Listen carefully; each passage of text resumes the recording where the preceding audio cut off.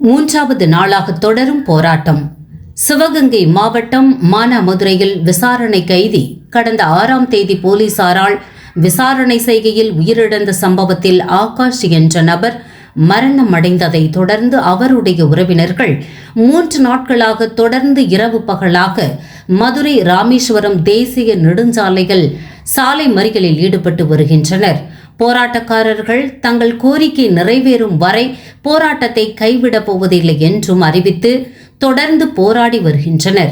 காவல்துறை தலைவர் ஆகாஷின் வழக்கை சிபிசிஐடிக்கு மாற்றம் செய்த பின்பு நேற்று இவ்வழக்கை சென்னை உயர்நீதிமன்ற மதுரை கிளை உடனடியாக அவசர வழக்காக விசாரித்து ஆகாஷின் உடலை உடற்கூறு ஆய்வு செய்து மதுரை மருத்துவக் கல்லூரியின் டீன் தலைமையில் உரிய அறிக்கை சமர்ப்பிக்க வேண்டும் என்று உத்தரவிட்டிருந்தது. மேலும் போராட்டக்காரர்கள் போராட்டத்தை கைவிட்டு அமைதியாக செல்ல வேண்டும் என்றும் அறிவுறுத்தியிருந்தனர்.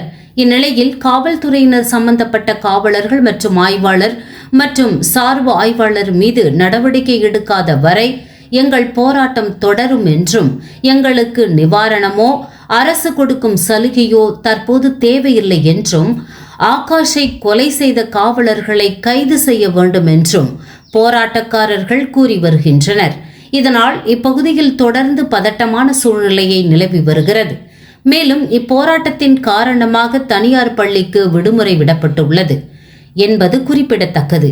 இதனிடையே சிவகங்கை மாவட்ட கண்காணிப்பாளர், மாவட்ட வருவாய் அலுவலர், மாவட்ட கோட்டாட்சியர், மானாமதுரை வட்டாட்சியர் உள்ளிட்டோர் தலைமையில் மானாமதுரை காவல் நிலையத்தில் சிறப்பு ஆய்வு நடைபெற்றது. நியூஸ் 21 செய்திகளுக்காக செய்தியாளர் தினேஷ்குமார்.